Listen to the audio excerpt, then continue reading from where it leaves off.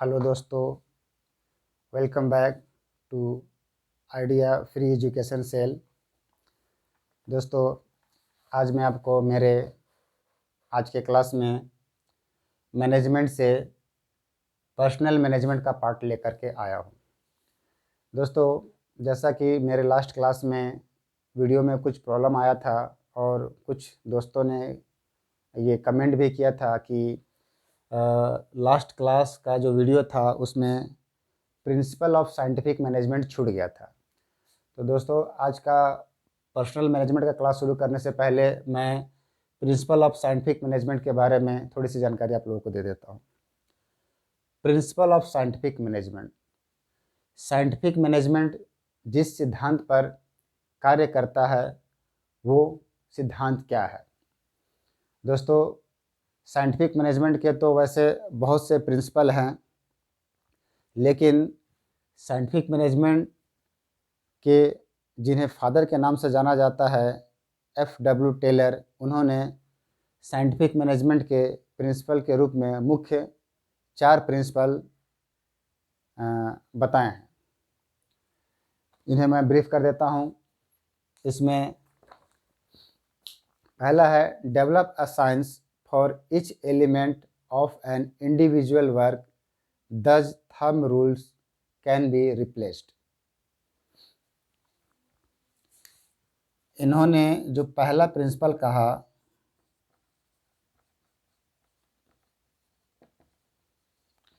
Develop a science for each element of individual work which can replace thumb rules. दोस्तों, जो traditional management थे उसमें जो thumb rules थे उन्हें रिप्लेस करके ही साइंटिफिक मैनेजमेंट एग्जिस्टेंस में आया है। तो साइंटिफिक मैनेजमेंट का जो पहला प्रिंसिपल है वो है develop a science which can replace thumb rules.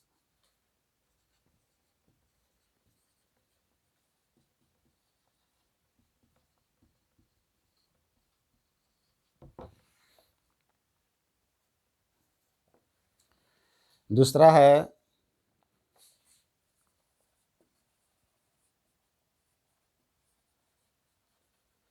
Scientifically select, develop, train and teach workers.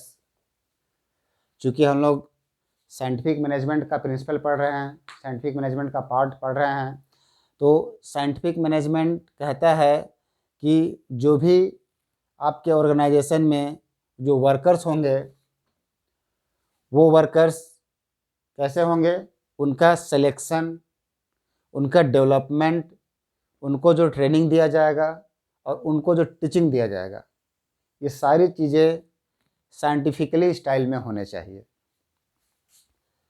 तीसरा जो प्रिंसिपल है साइंटिफिक मैनेजमेंट का, वो कहता है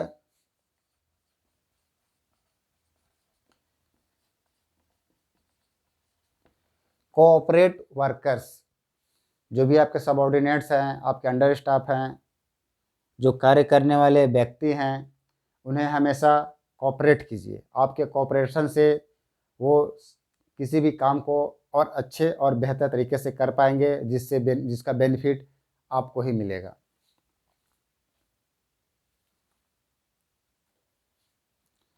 चौथा जो प्रिंसिपल है वो है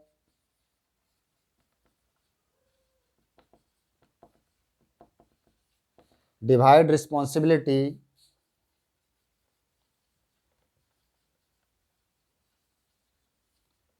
between management and workers. Divide responsibility between management and workers. जो मैनेजमेंट का पार्ट है, जो मैनेजमेंट से संबंधित मैन पावर हैं और जो वर्कर्स हैं, उन दोनों की रिस्पॉन्सिबिलिटी को डिवाइड किया जाए। तो दोस्तों, ये 4 प्रिंसिपल ऑफ साइंटिफिक मैनेजमेंट हुए। अब आइए हम अपने पर्सनल मैनेजमेंट के क्लास को आगे कंटिन्यू करते हैं।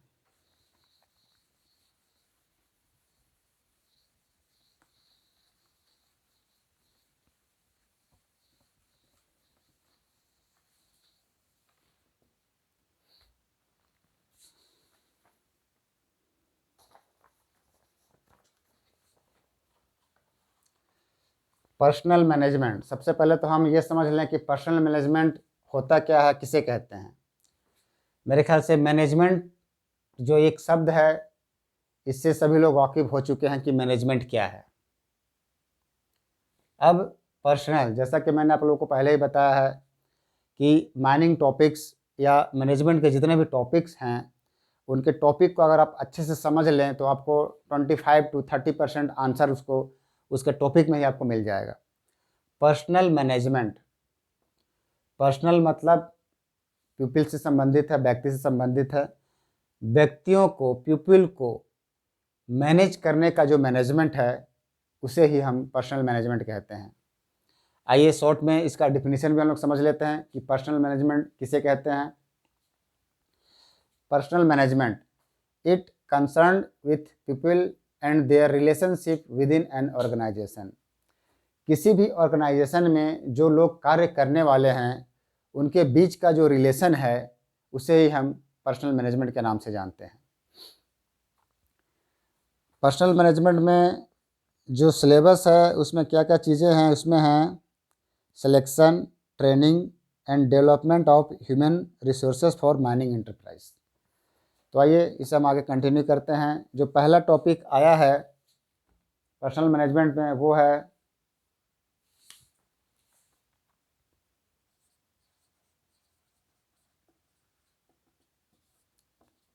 सिलेक्शन।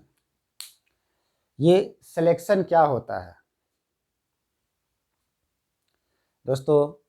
पर्सनल मैनेजमेंट पूर्ण रूप से व्यक्तियों के मैनेजमेंट से संबंधित है। तो ये जो सिलेक्शन की बात हम जो कर रहे हैं, ये भी व्यक्तियों से ही संबंधित है। सिलेक्शन मीन्स ह्यूमन रिसोर्सेज का सिलेक्शन। ये कोई नया चीज़ नहीं है दोस्तों, मेरे ख्याल से आप सभी लोग जानते होंगे कि सिलेक्शन किसे कहते हैं। हम और आप जब किसी ऑर्गेनाइजेशन में एम्प्लॉय बने हैं, तो हमारा कहीं ना कहीं सिलेक्शन हुआ है। तो वो सिलेक्शन तो हम समझ गए, लेकिन सिलेक्शन का क्या प्रक्रिया होता है, उसका राइट वे क्या है, उसके बारे में हमें जानना है। सिलेक्शन किसी भी जॉब के लिए, पार्टिकुलर जॉब के लिए, किसी ऑर्गेनाइजेशन में जो रिक्वायरमेंट है, इसे करने के लिए उसके लिए एक सुटेबल कैंडिडेट की आवश्यकता होती है। वो कैंडिडेट जब ऑर्गेनाइजेशन को मिलता है, तो वो ऑर्गेनाइजेशन उस व्यक्ति को, उस कैंडिडेट को उस पार्टिकुलर पोस्ट के लिए सेलेक्ट करता है। सिलेक्शन दो प्रकार से की जा सकती है।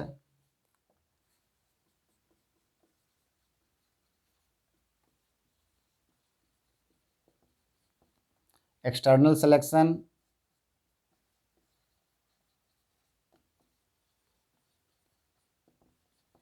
Internal selection. एक्सटर्नल सिलेक्शन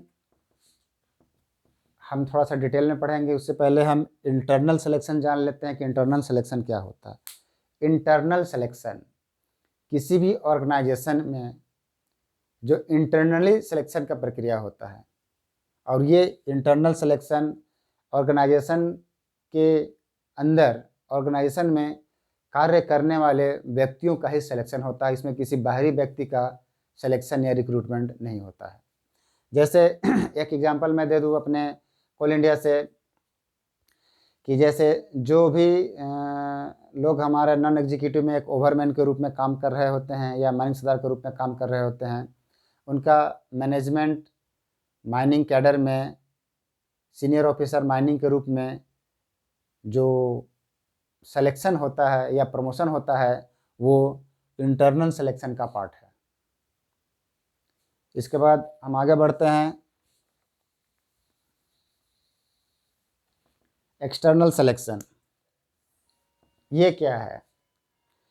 एक कोई ऑर्गेनाइजेशन जो रन कर रहा होता है, उस ऑर्गेनाइजेशन में किसी पार्टिकुलर जॉब को करने के लिए वहाँ पर अगर ह्यूमन रिसोर्सेज की कमी है, तो उस रिसोर्स को पूरा करने के लिए, चूँकि हमें वो पार्टिकुलर जॉब को भी करना है, उसके लिए एक्सटर्नल सिलेक्शन किया जाता है, क्योंकि हमारे पास उतना मैन पावर नहीं है जिससे हम उस पार्टिकुलर कार्य को करा सकें। तो उसके लिए एक्सटर्नल सिलेक्शन किया जाता है, यानी ऑर्गेनाइजेशन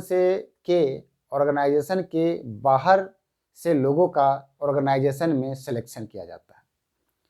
दोस्तों, ये सिलेक्शन 3 प्रकार से किया जा सकता है। इसमें पहला है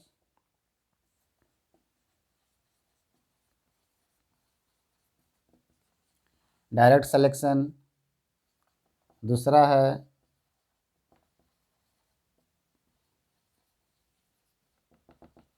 इनडायरेक्ट सिलेक्शन और तीसरा है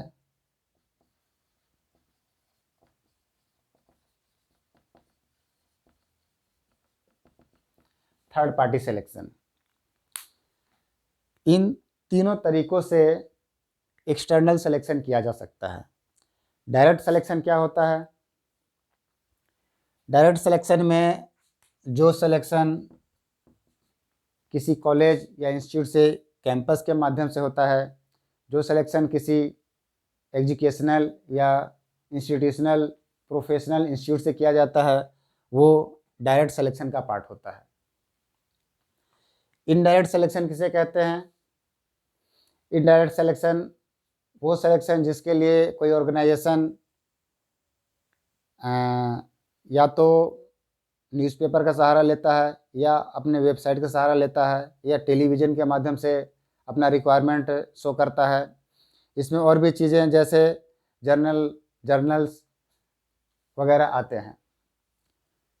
कोई ऑर्गेनाइजेशन जिनका जो ज़रूरत है, उस ज़रूरत का रिक्रूटमेंट के लिए जो बहाली की प्रक्रिया है, जो सिलेक्शन की प्रक्रिया है, उसके लिए वो एडवर्टाइजमेंट वगैरह देते हैं।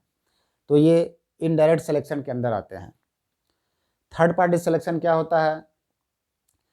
थर्ड पार्टी सिलेक्शन, कोई भी ऑर्गेनाइजेशन इस सिलेक्शन की प्रक्रिया से, इस सिलेक्शन के बोदरेशन से बचने के लिए एक आउटर एजेंसी को हायर कर लेता है, और ये आउटर एजेंसी ऑर्गेनाइजेशन के ज़रूरत के अनुसार जिस पोस्ट की आवश्यकता होती है, जिस क्वालिफिकेशन की आवश्यकता होती है, उसका सिलेक्शन ये थर्ड पार्टी करके और ऑर्गेनाइजेशन को सुपुर्द कर देता है।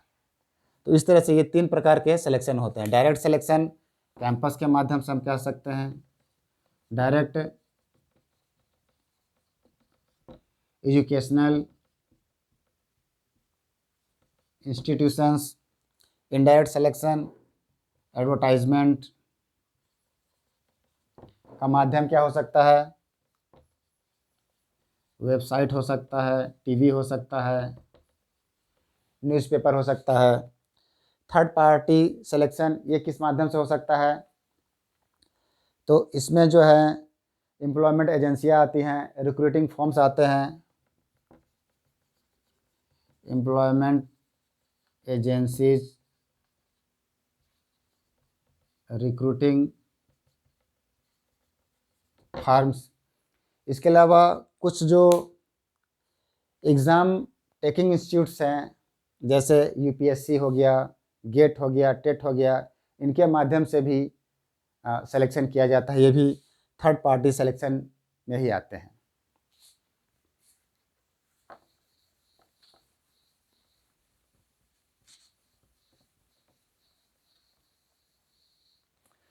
दोस्तों, अब हम आते हैं सिलेक्शन प्रोसेस के बारे में।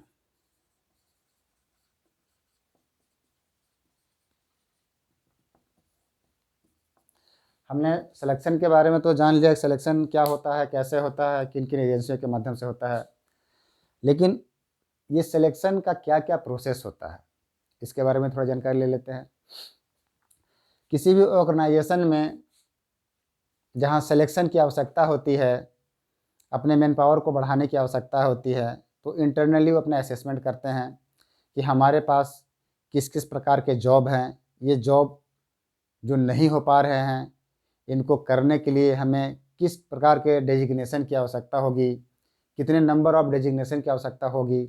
इसके आधार पर जो हमारा सिलेक्शन का जो तरीका हमने बताया, किस किस तरीके से डायरेक्ट, इनडायरेक्ट, थर्ड पार्टी की तरह सिलेक्शन किया जाना है, तो उसमें प्रोसेस में सारी प्रक्रिया करने के बाद जब ऑर्गेनाइजेशन के पास सिलेक्शन का प्रोसेस जो शुरू होता है, उसमें सबसे पहला आता है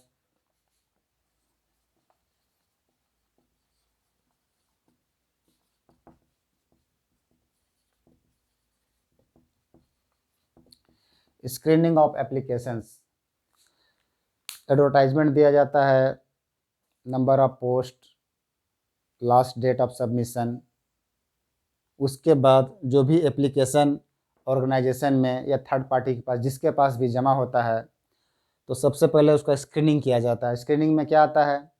स्क्रीनिंग में जैसे उसका जो मिनिमम एलिजिबिलिटी क्राइटेरिया, जो भी कैंडिडेट्स उन्होंने फुलफ़िल किया कि नहीं, जैसे जो हमारा लास्ट डेट था उससे पहले सबमिट हुआ कि नहीं, जो हमने कैंडिडेट्स का एज लिमिट रखा है उसके विद इन एज लिमिट के अंदर फॉर्म भरा गया या नहीं, या हमने जो प्रिस्क्राइब्ड क्वालिफ़िकेशन का डिमांड किया गया है मिनिमम क्वालिफ़िकेशन, वो फुलफ़िल हुआ कि नहीं, ये स्क्रीनिंग ऑफ एप्लीकेशंस के तहत आते हैं।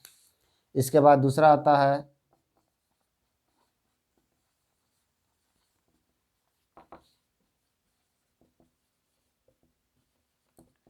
Review of applications.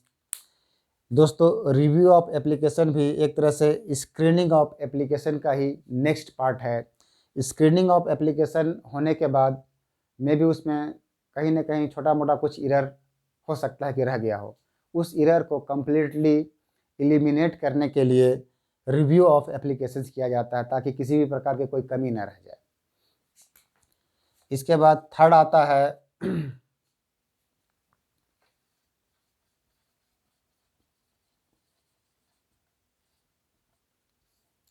Selection test. ये सभी चीज़ें होने के बाद एक रिटर्न एग्ज़ाम की भी प्रक्रिया होती है। दोस्तों, सिलेक्शन टेस्ट या रिटर्न एग्ज़ाम की जो प्रक्रिया है वो सभी ऑर्गेनाइजेशन में नहीं होते हैं।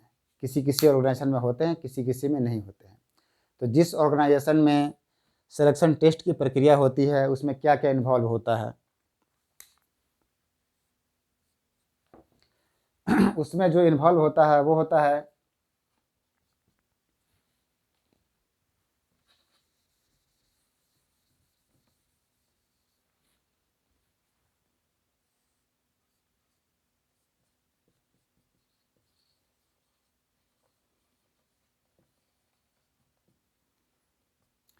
Intelligence test,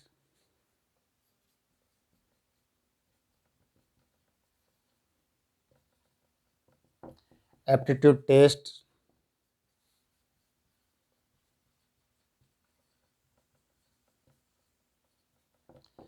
personality test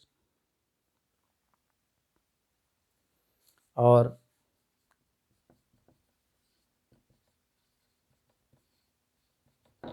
interest test.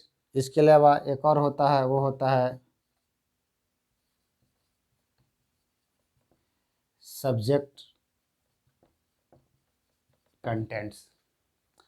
दोस्तों, इन सभी फील्ड से क्वेश्चन सेलेक्ट करके सिलेक्शन टेस्ट में फिट किया जाता है। 3 हो गए। इसके बाद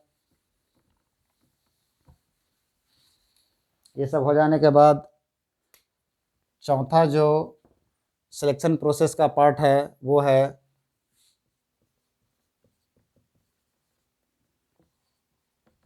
फिजिकल टेस्ट, जिसे हम मेडिकल एग्ज़ाम के नाम से भी जानते हैं। फिजिकल टेस्ट इलेबोरेट करने की मेरे ख्याल से आवश्यकता नहीं है। इसके बाद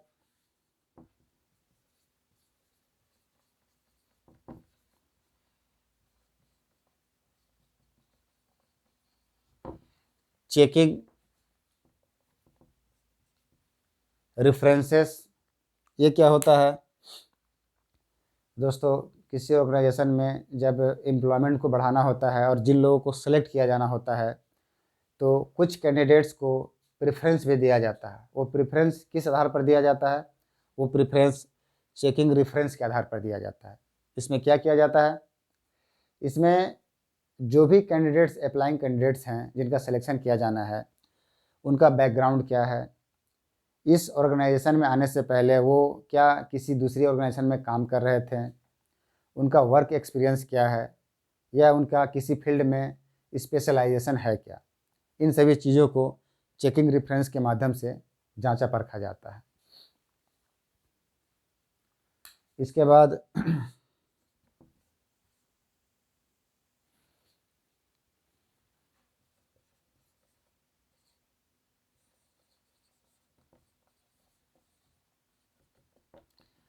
एक साइकोलॉजिकल टेस्ट भी किया जाता है कैंडिडेट्स का सेलेक्ट करने से पहले, कि उनका मेंटल कंडीशन बिल्कुल परफेक्ट है और वो कंपनी को सर्विस देने के लिए तैयार है। और इसके बाद आता है इंटरव्यू की प्रक्रिया। 6 स्टेप हो जाने के बाद 7वां स्टेप में आता है इंटरव्यू। जो भी कैंडिडेट जिनका सिलेक्शन किया जाना है उनका फाइनली इंटरव्यू लिया जाता है। इंटरव्यू का अपना एक फील्ड है, उसके माध्यम से इंटरव्यू लिया जाता है। और 8वां है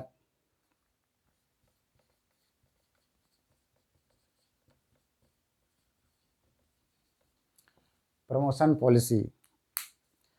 जिन कैंडिडेट्स का भी ऑर्गेनाइजेशन में सिलेक्शन किया जाता है, जब वो जॉब पर आते हैं तो उसके बाद उनका प्रमोशन पॉलिसी भी पहले से फिक्स होता है कि जब वो ऑर्गेनाइजेशन में कार्य करना स्टार्ट कर देंगे तो किस तरीके से इनका प्रमोशन होगा, कितने ड्यूरेशन में होगा, ये सारी चीज़ें ऑन पेपर रिटन होती हैं। तो दोस्तों ये सिलेक्शन प्रोसेस का 8 स्टेप हो गया।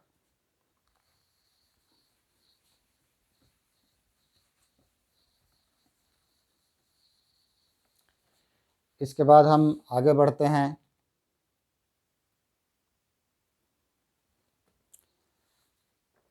सिलेबस में जो सिलेक्शन का प्रक्रिया था उसमें इतना ही था। इसके बाद हमारा नेक्स्ट जो टॉपिक है वो है ट्रेनिंग। तो दोस्तों आज के क्लास में इतना ही। नेक्स्ट क्लास में हम फिर आपके लिए लेकर के आएंगे पर्सनल मैनेजमेंट से, जो इसका नेक्स्ट टॉपिक है training and development of human resources for mining enterprises, leadership, इसके अलावा कॉन्फ्लिक्ट। इन सभी चीज़ों को लेकर के हम आपके लिए नेक्स्ट क्लास में आएंगे। धन्यवाद।